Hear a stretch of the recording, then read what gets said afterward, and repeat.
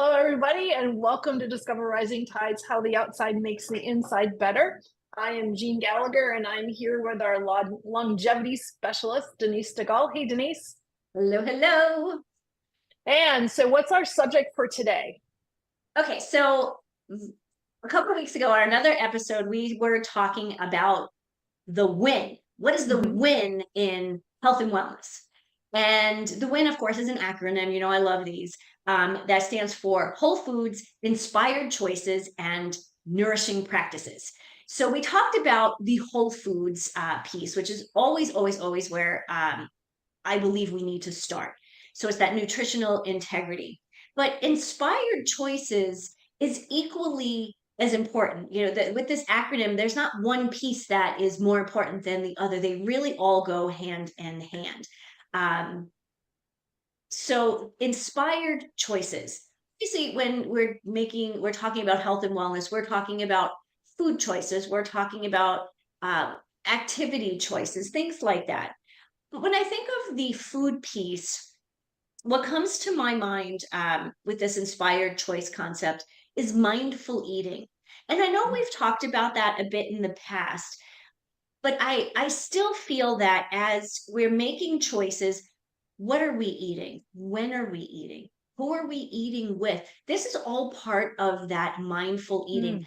I think in the past we've talked more about, you know, sitting and enjoying the food, savoring the food, which is absolutely a huge part of it. But these other pieces go along with it. You know, are you did you buy a salad at McDonald's and you're, you know, kind of eating it with on your lap while you're, you know, in the car and you're like eating like this at, you know, kind of forking it in at the you know, every red light that you come across? Or do you schedule the time to sit down and have lunch outside? This time of year, it's absolutely amazing here in Minnesota. So today I scheduled the time to have my lovely salad and I sat outside and listened to the birds. And they were having a field day out there today. So this is, you know, mindful eating is such an important part of our life and really part of when that I think is a simple thing that we can change and include.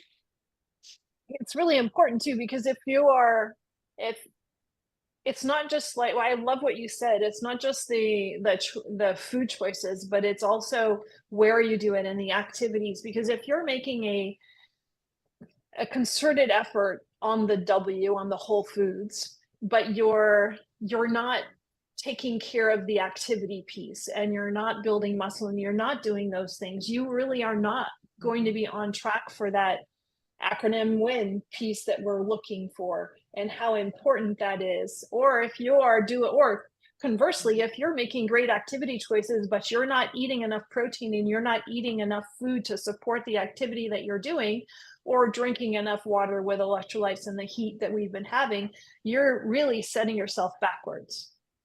Absolutely. And there is that part of this that where you have to listen to your body and what you're saying. That's a big part of it. Listen to those cues that your body is sending. I think we have gotten to a place where we don't listen to those cues or we don't know what they are when we're experiencing them. So these physical kind of attributes of mindful eating, you know, what is my body saying to me? You know, am I even hungry? And what am I hungry for? That's a really good a piece that I think we really need to focus on. What are we hungry for? So I've been doing a little bit of a trial. I do this quite often as a longevity specialist. I will try something new, whether it's a new supplement or a new eating style concept. And I have to say, earlier today, I was really hungry. And I thought, okay, well, I've got the calories. I see where I am calorie wise, but what am I hungry for? Now, I know me, I know I love salty snacks. I know I can go and find there's something in my pantry that I could put peanut butter on. But was that really what my body needed? No, my body was really, really craving protein. So that was something that I had to really be thoughtful, really be mindful about. Because, yeah, sure, I could have eaten anything that would have made my tummy stop grumbling, but what was actually going to make me physically feel good? Mhm. And one, check off the W in win, um, but also help me physically. Because, when you're tired and you're hungry and you're not getting enough protein, all of a sudden, workouts are harder. Even Mhm. being staying concentrating is difficult, and everything gets harder when we are not nourishing our bodies the way our bodies need to be nourished. The other So thing I that think gets harder through that process is the ability to make good decisions. absolutely. And that is almost really the key when you're talking about inspired choices and you go, what do I need? If you're a quart down on protein, Mhm.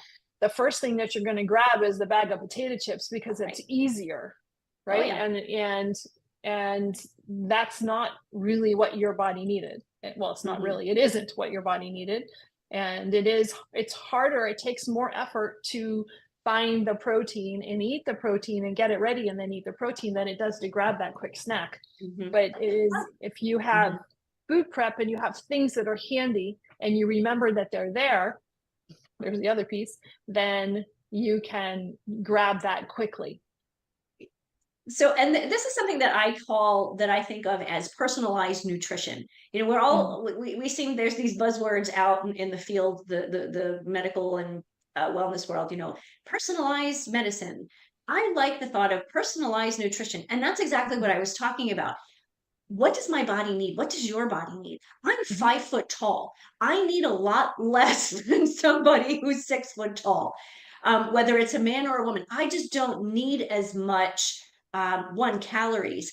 But because I'm a runner, I also need different types of calories. Mhm. So some days I have a higher carbohydrate load. Then other days I'm a little higher in protein. Usually those are days after a long run. And my long runs have actually gotten shorter as I've gotten older, but I still consider them a long run. So that personalized nutrition to me is really knowing what you like. That's a big deal.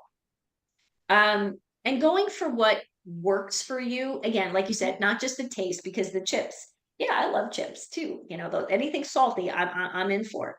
Um, but I do think also it takes a little bit again of a mindfulness. So we'll go into back to that mindful eating piece. It takes a little bit of that mindful eating practice to understand what your personalized nutrition actually is. And Mhm. to your point before about having the food prepped and in the refrigerator ready for you to eat, there's one trick that I have that I have everybody that I've told this trick to and have they've put into practice. They've saved so much money on food waste. So when I prepare chicken, I'll prepare. There's only two of us that live here, but I eat chicken every day pretty much. I'll make 6 chicken breasts, Mm. cut a couple of them up. They all go into a glass container so you can see what is in the refrigerator. I don't have any plastic containers anymore, anything that's colorful. I remember back in the day, Tupperware had all these Yeah. funky colors, none of that, because how often do you go into the refrigerator and like, oh, what's that in the back of the refrigerator? Like, oh man, I forgot I had that. That was that really good chicken curry that I made that 2 weeks ago. Yeah. So those glass containers really do help for food prep, but also to eliminate food waste. Because that I think is another big piece of this win. Mhm. We want to be we want to be eating whole foods. We want to be eating the best quality foods, and yes, sometimes they're a little bit more expensive. So we don't want to waste them by forgetting they're there or just kind of prepping them and sticking them in the back of the fridge. Yeah. That's a good point. I have this last concept that I think fits under inspired choices. So I'd like your opinion on this one. Okay. Joyful experimentation. Does it include Brussels sprouts? Because I might not like this one. It does not need to include Brussels Okay. sprouts. We do Okay, then not go like ahead. Brussels sprouts. However, if you've never eaten a Brussels sprout, I would say yes. because there's so many great ways to make Brussels sprouts. Little bit of a backstory. You know this. My parents are from England. They grew up in London during a war. When I grew up in the 70s, we had lots of frozen, soggy vegetables. My mother overboiled the heck out of them. And so I never liked veggies very much when I was a kid because they were all mushy and they kind of honestly all tasted the same. Now, as an adult, well, when I was in college, I started experimenting. And this is kind of where this concept of joyful experimentation came in because I love to cook. I like to experiment with different recipes and different cuisines. And I think this is a time where that comes in. If you know you want to eat better and be excited about it and make good choices, but you're eating the same thing over and over again, how boring is that? So finding different recipes, really knowing the differentiations of when it comes to spices. Like I say this, I can eat chicken every day of the year and it tastes different because I know different herbs and seasons, their kind of flavor profiles. So if I want Mexican, I go for, cilantro. If I want more Greek, I go for oregano, those kinds of things. So I think this is where you can really have a lot of fun in experimenting with new foods, new cuisines, maybe things that you think you hate that you might find a new love for. I love how you say that. Joyful experimentation. It makes it more fun. Yes, that's great. And so inspired choices, not just your food, but your activity, where you eat your food. Make great choices while you eat whole food. And then we're going to hear about new what are we doing next time? And Oh, I wrote next it down, time but I we're going can't to read my talk about, writing. yes, next, I do that too. Next time we are going to talk about nourishing practices. There it is. Nourishing was not, there's a few missing letters in my scribble. Nourishing practices. Denise, it's always a pleasure. Thank you so much. Thank you, Jean. Always a blast. Hello, everyone. This is Jean Gallagher, Discover Rising Tides, and I want to just take a moment to talk about my friend, Denise Stegall. I am honored to call her as a friend, and I'm so grateful that she gives us her insight during our shows, each show, and talks about healthy living, eating real food. You hear Denise say, eat real food a lot. Well, she means it, and she knows what she's talking about. She is an amazing healthy living coach, curator at Living Healthy List. And if you ever have any questions about what is real food, why does it matter? How does that apply to me? How do I change? What do I need to do? How do I even create a healthy living shopping list? Make sure that you call her. She is your healthy living coach. And you can find her at healthylivinglist.com. Hello, everyone, and welcome. My name is Jean Gallagher, and welcome to Discover Rising Tides, How the Outside Makes the Inside Better. And I'm excited to introduce to you all Melody Owen. Hi, Melody. How are you? Well, thank you. How are you? Great, and thank you so much for being here. And before we get started, Melody, give us a little bit of your background, and then we're going to just dive in. Absolutely. Thank you for having me. So I'm Melody Ann Owen. We were just talking about books and how much I love them and how they've changed my life and how it's driven me to my passion of helping people get their nonfiction books written, published out into the world, get the message out, because I think you can make so much impact. And the other thing I love to do is be outside, which is what Gina and I were talking about when we talked about me coming on the show. And yes, I'm dying to get into the onside part. And then we're going to spend a lot of time today talking about the outside and how that has affected you and your life. But before that, tell us a little bit about Author Nation and what is that? Absolutely. So there are a lot of people who want to write books, and most of them do not finish writing the book. Not even that first draft most of the time, because it is such a large project. It's overwhelming, it's big. And so what I've done, I've been in publishing, started off with Oxford University Press in the 90s, been around for a long time. I've seen the publishing world transform completely. And what I've noticed is there are a lot of authors who now have a lot of power because there's indie publishing, and yet they don't have the knowledge base to actually go from zero to published and successful. And so I have developed a book success blueprint, which is divided into 5 stages. I help you plan your book, write your book, publish your book, launch your book, and promote your book. Promote means integrate into your life and business in my mind. And on top of that, because knowledge is one thing, but actually applying that knowledge to the project you're working on is a completely different thing. I actually have we do weekly office hours, weekly writing sessions, we do group coaching, we do Q&As. So although there's this path, I help you because you're unique, right? Your book is unique and you are unique. And yes, generally you have to plan and write and publish, but how you are doing it is unique to you. And so people come in and they work with me in group situations and in office hours, sometimes one-on-one. And we help you get your book, your message, and your uniqueness out into the world. And so that's what I do with Author Nation. How did you get started? Ooh, so as I said, Simple question, hard answer. I know. Well, I'll give you the really short version. I started with Oxford University Press in South America in the 1990s. I was their educational consultant. So I worked with all the schools, helping them place the right books, helping the teachers, training them with the book, doing the keynotes at the conferences, traveling around, meeting clients, teacher training, and all of that. And that's how it started. I've also been a college instructor for the English language. So I've helped a lot of people write a lot of materials, both mass and academic. And so I've just slowly built it up from there. And as the world changed, as publishing changed, I was super excited. This whole idea of putting the power into the hands of the author is amazing. It's kind of like when the printing press happened, right? You all of a sudden you could print lots and lots and lots, and lots of people could learn to read. Well, I think that, how publishing is working now, we get to write our book and sell it to exactly the right people who want it and integrate it into our lives and businesses that way. And for me, that's so exciting. So as I watched it changed, I changed to figure out what people needed next. And my current iteration based on what the publishing world looks like today is Author Nation.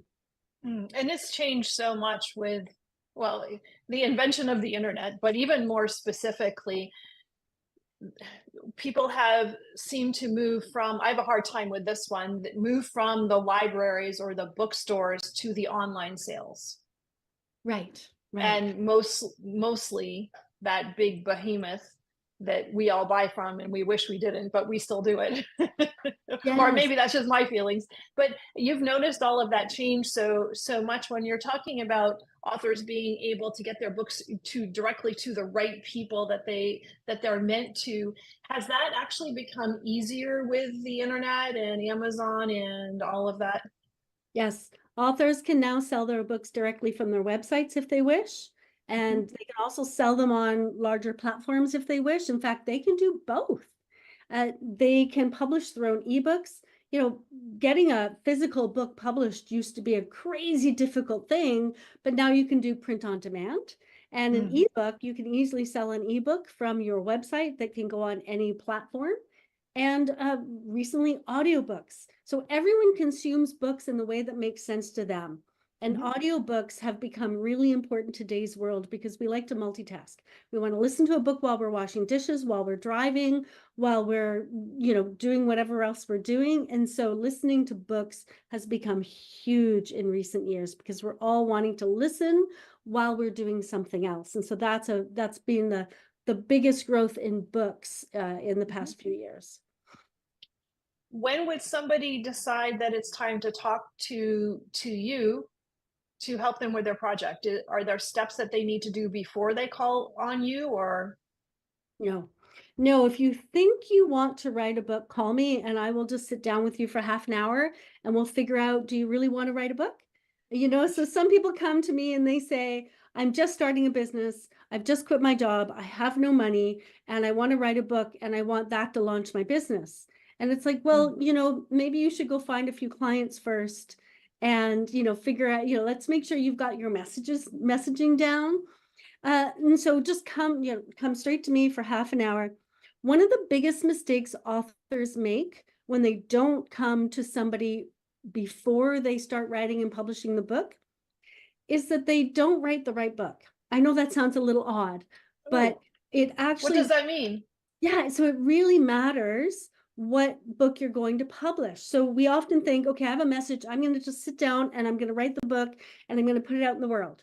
And then they maybe sell 100 books if they're lucky. And they're like, what's wrong? It's like, well, did you think about how you wanted to integrate this into your life and business? Did you think about like, okay, Amazon, it's a huge search engine, right? Did you think about it that way? Did you think about you're a speaker and how you can integrate your book into your speaking world? Like, did you think about how you can integrate it? And did you think about the readers? And they're like, I know what they need. Yeah, you know what they need, but do you know what they think they need? Do you know what that link is going to be to get their how are you grabbing their attention if you don't know them?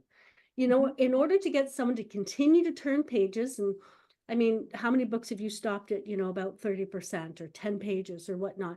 If you really want readers to read your entire book and continue following you, you need to understand them. You need to understand what they want. You know, you might think you know what they want, but they think they know what they want. And those two things may not match. And there's some research that needs to be done there if you want to write a book that truly matters and that readers not just buy and read, but are so excited about it, they review, and then they go recommend it. Because that's, you know, if what you want to do is sell books, that's huge, right? And you know, everybody wants I know it's fiction and not nonfiction, but the example, isn't it the Twilight series and the author that had a dream, woke up and wrote a book, and then all of a sudden she's famous, right? It all, you know, it's that Instagram moment of, or that iceberg picture where you see the success on the top and all what you don't see, it's what's down below. But we all want to be found quickly, and it doesn't always happen that way. But with the right direction, you have a better chance. Absolutely. Yes, yes, because you'll understand yourself, your goals, and you'll understand your readers' goals. And if you can match all of those, then you can come up with the right content that in the end people will be super excited about. And now you have, through your business and Author Nation, I'm sure that you've met so many different types of people and many different subjects as well. Do you have a favorite that you like to work with? I love working with memoirs. I really love working with memoirs. I love working with all books. I think memoirs hold a special place in my heart because it's so intimate. It's this person's life that they're allowing to unfold in front of me. And that's just really special. I love experts. I love working with I've worked with medical doctors and other people in the health and wellness profession. I love them. I love business books. I love personal essays. I love nonfiction books. But memoirs they're intimate and it's such a personal revelation. And I just think that they're brave people. So that, you know, I'll don't want to play favorites, but I do love memoirs. And before we're done, we'll make sure that we get your contact information out there. But, you know, I appreciate you sharing that. And what I really want to do, usually we spend a lot of time talking about business and things, but after talking with you initially, I really want to switch gears. And so if anybody's interested, we'll make sure that we'll talk about Melody's contact information, but I really want to get into the outdoors piece for you. And because let's start with your story there, because there's been some life-changing things that have happened. And I think that what you're working with and working on is going to be so helpful for the listeners. Absolutely. So I will start by saying I love to hike. I'm an outdoorsy person. I grew up on a farm. I've always loved the outdoors. I grew up in Ontario. We used to spend a lot of time in the Canadian Shield. Think rocks, forests, and lakes. That's it. Just rocks, forests, lakes. That was my childhood, right? And so I've always loved the outdoors. So I'm a hiker. And I love to, at least once a year, go on a trip where there's no internet, there's no phone, there's no access. It's just you and nature. I love doing that. And I was doing that last summer. In fact, flew up to the Yukon and I was hiking in the middle of the Yukon. So if you are American, think Alaska. It's in the middle of Alaska, right? The grizzly bears and the, the caribou. And so I was up in the Yukon, I was hiking, and I do what is called backcountry hiking. So there's no car involved. You start at a trailhead and you start hiking in. Day after day, you're going further and further away from roads and civilization. So there I was, having the time of my life.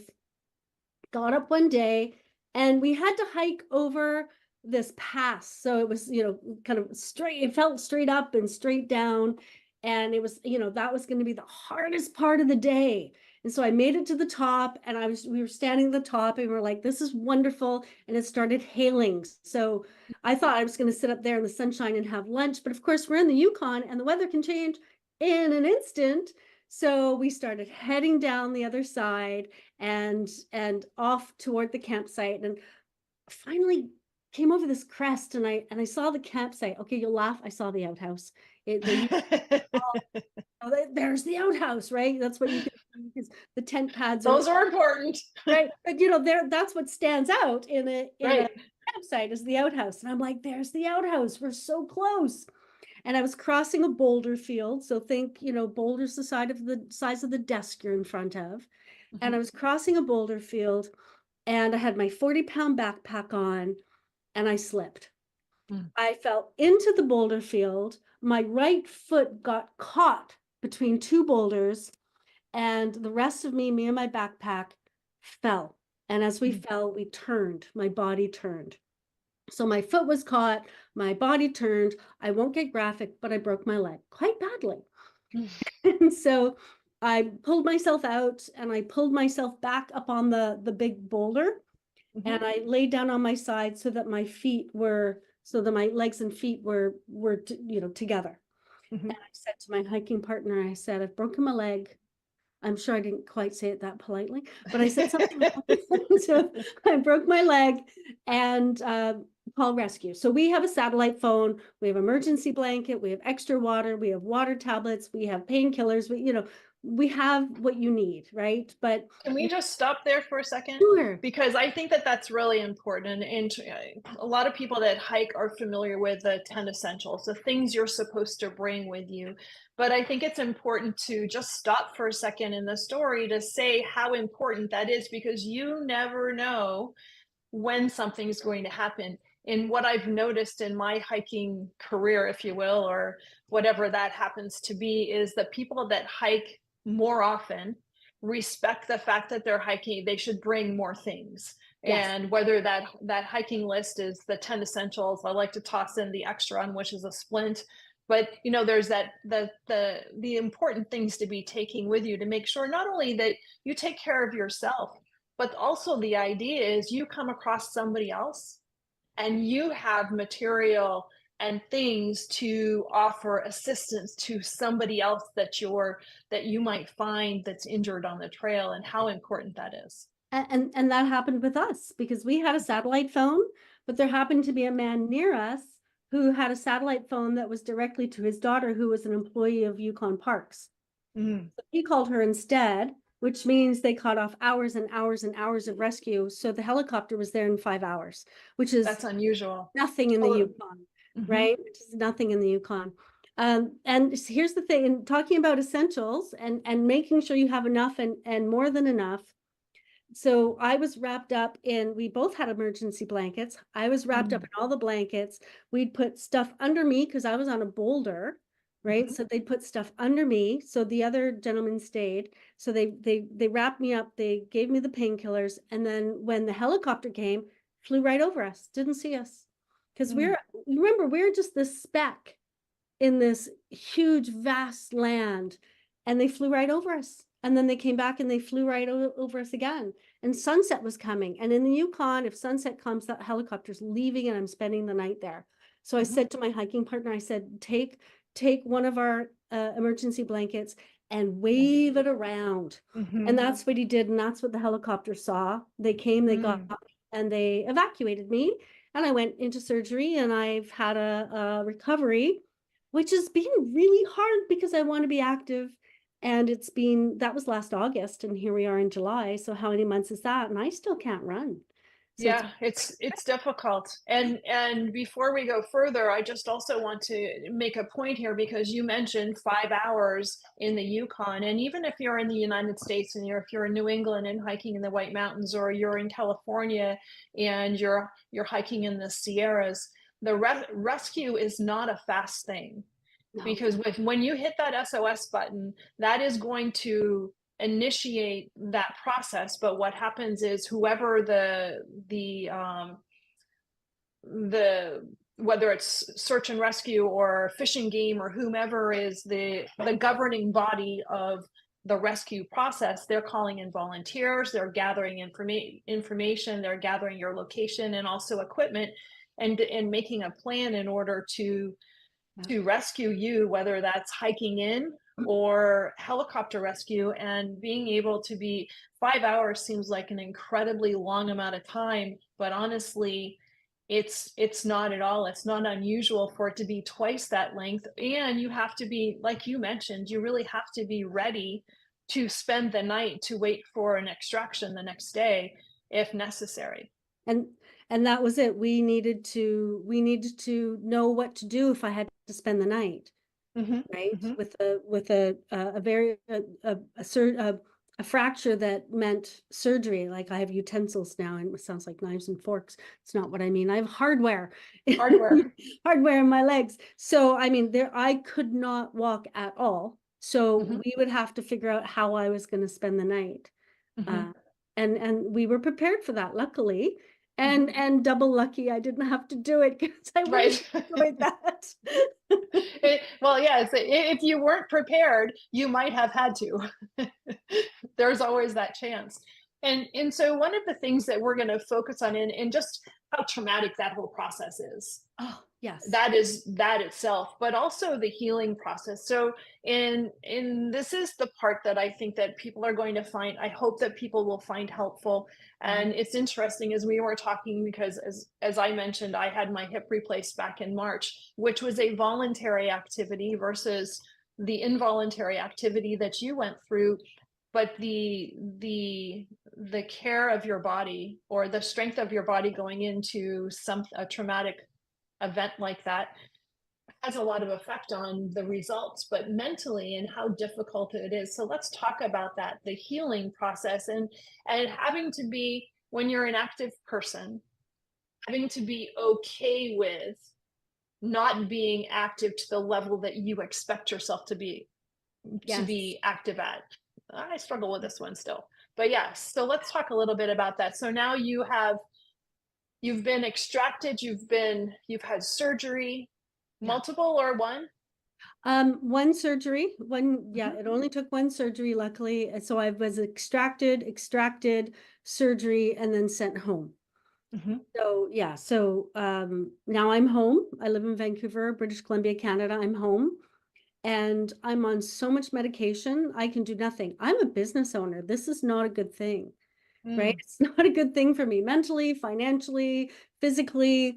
You know, my eldest daughter gave up, a week of her work and came and stayed with me and made sure I got all my meds on time. And so there was just, you go from this person who's like hiking through hell and is a hero in their own mind, to this person who's lying in bed and somebody is bringing the medication. Can't get them to the bathroom by themselves. Right? They can't who's bringing the medicine and getting them to the bathroom. 2 days ago, you had a 40-pound pack and you were at the top of that peak. And now you need help to get to the bathroom. Yeah. Now I wash my hair. So yeah, so that was really, really hard. And of course, I wanted to get up, and first I just wanted to get up and function and work. Forget hiking or anything like that. I just wanted to get up and function and work, and I couldn't. And my physiotherapy to learn to walk again didn't start for 6 weeks. I couldn't get my foot in the boot. It was so swollen. So I was so swollen, they couldn't put a cast on me, and the cast boot, they couldn't get me in the cast boot. And my foot was stuck in like pointed. So because of the damage in like the muscle and the soft tissue damage, I was stuck swollen with a pointed foot. And so all I could do is try to move my toes. And then so they had to wait for physio for me to be able to just heal enough for physio, and that took 6 weeks. So I didn't start physio for 6 weeks, so I can't even get a boot on. So it's very luckily, good and bad, but because I had a pole put in the middle of my leg, so I don't have a metal plate. I have like a pole in the middle of my leg that was clamped and then screwed into place. Luckily, I my leg wasn't, some people after you've broken your leg, you have to be in a cast. I didn't have to be in a cast, but I couldn't put any pressure on it and I couldn't really get up. So that took 6 weeks. And then I started physio. And they didn't start me walking. They just started, just I'm lying on the table and they're manipulating, right? That's all we could do. And I slowly learned to walk. I think, I was walking by the end of the year. And I said I remember saying to my physiotherapist after I walked, I'm like, great, I can't wait to get back to volleyball. And she, this is my mind, right? Right. I'm ready to get back to my life. Thank you very much. And she gave me this side eye, right? Like, what are you talking about? You won't be doing that anytime soon. So, and I'm still not playing volleyball. Here we are in July, and I'm still not playing volleyball, and I can't run. I'm hiking again. I started hiking. Well, I started going out for outdoor walks in June. That's not called hiking. But there's been this whole, when we're talking about my business and my health and being active, there's been this whole story I've been telling myself that I've had to continue to monitor my story, right? The first story was, oh, I'm, get me off these pain meds, get me out of here. I want to get on with my life. I want to work. I want to play volleyball. I want to hike. I want to go bike riding, all these things I love to do. That was my story, right? It's like, I'm going to wrap this up in a minute, guys. Don't worry. That was my first story. And then my second story was, I'm so depressed because my first story didn't work out. And, cognitively, intellectually, I knew my first story didn't make sense. But not, the rest of your body just doesn't always understand that, So my second story was, this is awful. My life is awful. And why am I bothering? And, so I went through this like roller coaster of emotions and these stories I was telling myself. And I really had to start doing a lot of self-talk, right? When a thought comes up. So, okay, where is this thought coming from? Right? Why, is this true? Right? Is this useful? Is this useful? Wow. That's an interesting question to have figured out to ask yourself. Yeah, I had to start asking my questions. Is this true? Like, what are the facts here? And is it useful? Is this helping you heal, or is it going to hinder your healing?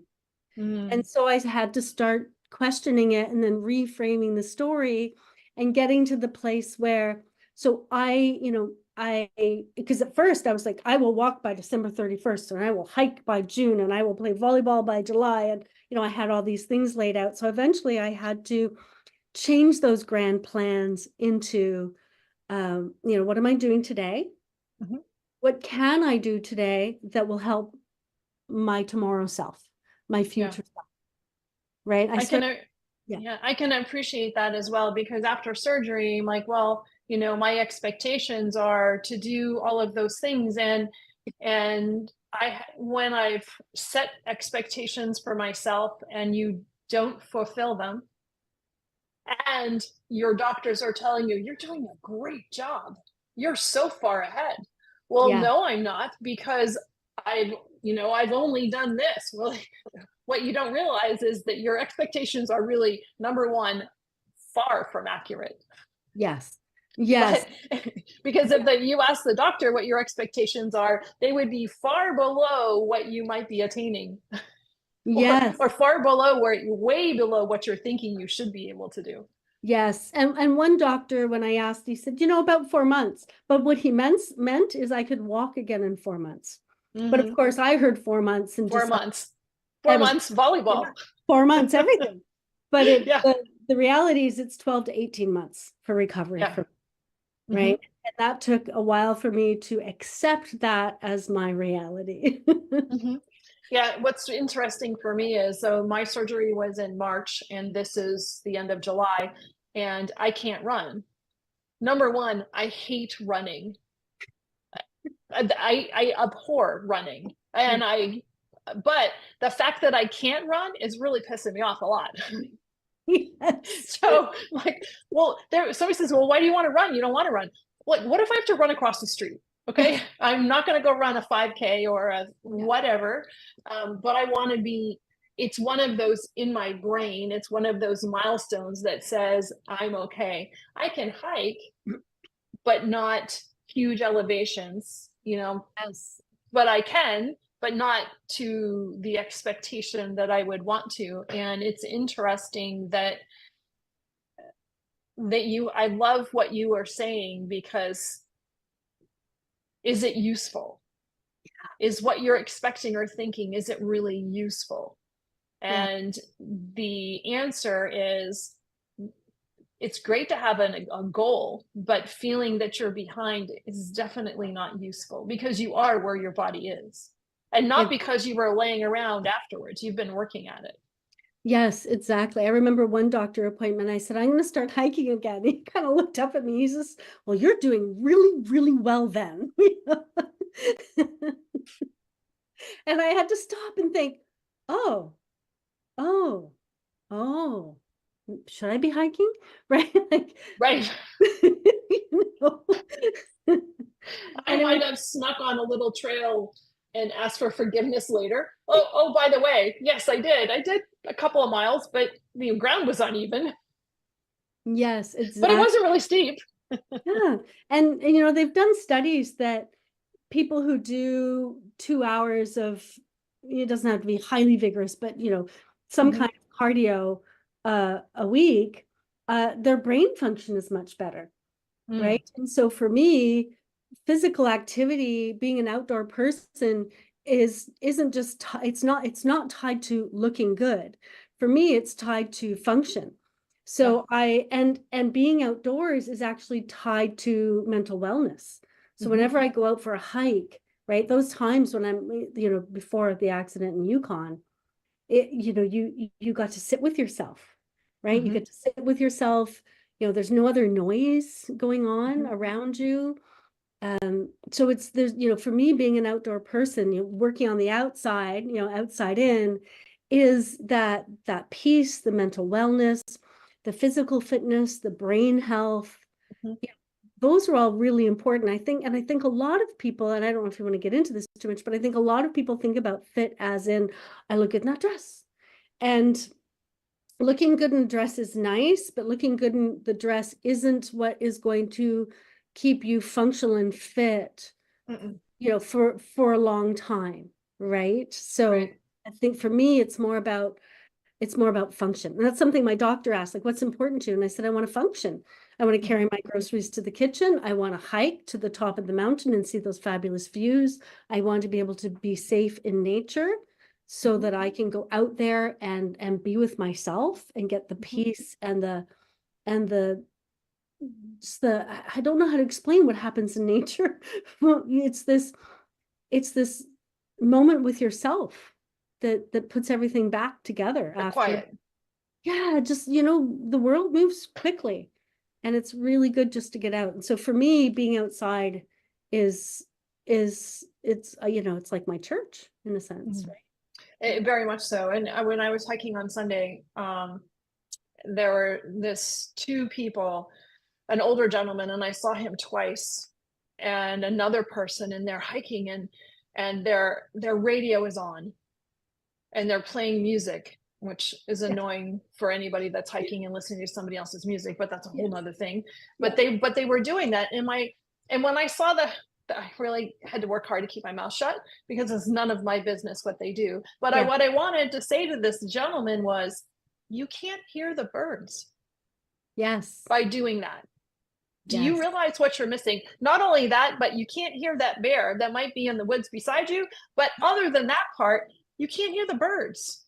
Yes, yes. And I've been hiking again, and I think it's really important to listen to your environment. One, you can't hear the birds.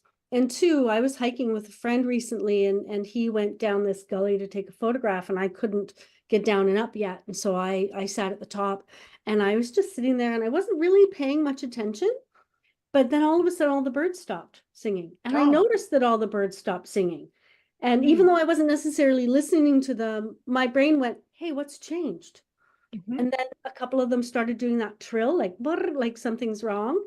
And I Mhm. thought, oh, okay. So I stood up and I started speaking and calling out, because obviously there's something around here that the birds are warning all everyone about. And so it could have been a bear. Where I live, it could be a bear, it could be a cougar, right? Mhm. You know, it could be a coyote, it could be, you know. So I just thought, well, I'll stand up and I'll make noise, because if another predator, because humans are predators, if another predator could come down the walk and we surprised each other, that could be a huge problem.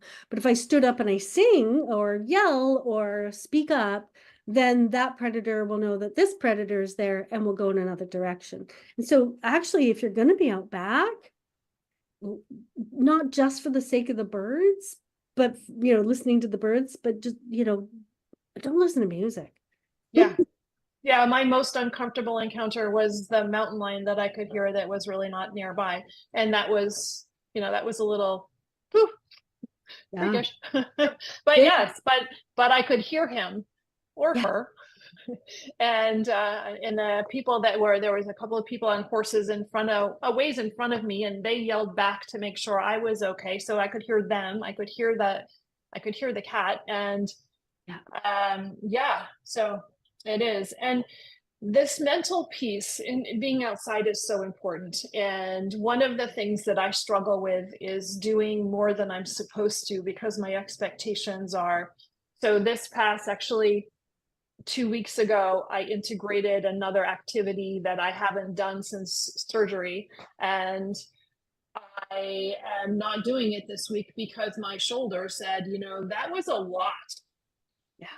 Not even the part that I got operated on. A different part of my body said, Yeah. sorry, but I think that you are trying too hard. And to have to, last night I thought, tomorrow morning when I wake up, if I really modify, I could probably do this. And I woke up in the middle of the night and I said, you know what? I have to turn my alarm off, because there's a reason that the PT person told me don't do anything until next Tuesday to that shoulder. Yes. So I had to listen, and it was really hard to make that decision. Yes. Really hard. It's so hard. When I started going back to the gym, I immediately got on the treadmill, and then I started running, and then I got shin splints. And then I had to back up again. Yeah. Let that heal. And then I thought, okay, I'll do the stairs and the elliptical instead. And now I'm walking on the treadmill, but I'm not running too hard on the treadmill yet. So I it's like I went too fast, and your body will tell you if you go too fast. I've also done a couple of hikes that I realized after, it was like, well, that was overdoing it. And so I've had to, think more about what I'm going to hike. And it's funny for me, it's not distance, or elevation, it's what's underfoot. So if I'm on a nice, dirt path, I can walk and walk and walk now. But as soon as there are rocks and roots, I can't. So it's about understanding what you can and can't do, and then doing a little bit, and this is going to sound odd, but I do a little bit of what's hard, but only a little bit each time, because I do need to work those muscles so that I can do that again. But I have to do just a little bit of it each time now, right? And that's also important too, because doing a lot in a bad form is way worse than doing nothing. Yes. So doing a little and controlling your form. And can I just say this? These ridiculous little tiny PT exercises are so damn important. Yes. And I have to really come to terms with it too, because they are so important. Those ancillary muscles that are not getting touched when you try to go do too much in another activity, or they're not getting any love until you do those exercises. So anybody out there, do your PT, and then somebody tell me to do my PT too. Yes.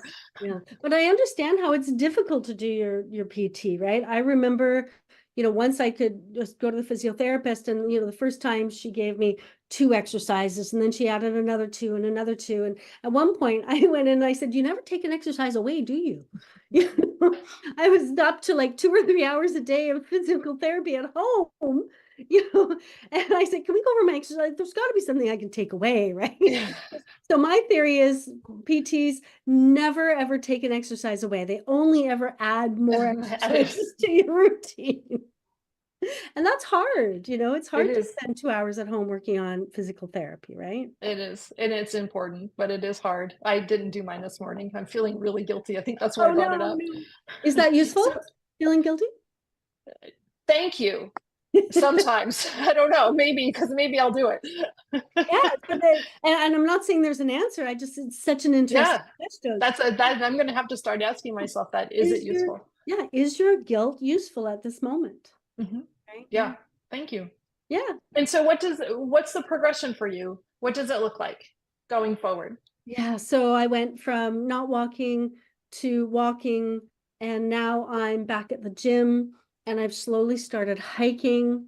I actually I booked myself a hiking trip at the end of June last January, thinking, no worries, I'll do it. Had to cancel that. No. And so now I'm actually hiking, and I'm preparing for a modified trip in September. Mm-hmm. So I'm hoping that in September, nothing like the Yukon, right? But kind of a low tech hiking trip in September with some rest days, staying extra days, certain places just to rest. So that's what I'm working on at the moment. And so I'm hiking. I'm at the gym 3 times a week, and I'm hiking once a week. Modified hiking once a week. Sure. To see if I can get there. And that's where I'm at now. That's exciting. It is. What a transition. What a life lesson, and what a transition. And I really, I thank you so much for sharing it, because it's such an important message. I know there's other people out there that have gone through that, and unexpectedly, or even recovering after surgery, and understanding that it's okay to feel like this, and putting things into perspective. Yeah. And what can I learn about myself? What is this teaching me? Right? All of those things are incredibly useful, because we often just kind of barrel through life. And so what did this? Isn't it interesting where you have helped so many people write their story? And you said your favorite was memoirs. Yeah. And then here you are rewriting yours, or you said reframing yourself, and an active participant in rewriting your story as well. So poignant. Yeah. And you bring up a good point about reframing. If you're in a situation and it feels dire and you're feeling really down, sit down and reframe, right? Reframe it. Put yourself, if you're being told stories, or you're feeling, someone said, "Oh, you'll never be able to do this," just sit down and reframe. Reframe meaning put yourself back in the center of your own story, right? And it's okay to change the story, right? Stories change. Think about my story. My story went from, I'll be playing volleyball in 4 months to, I kept having to reframe it. And that was okay, right? Be okay with needing to reframe your story. There's nothing wrong with that. Yeah. Fantastic. And so, Melody, where do people find you?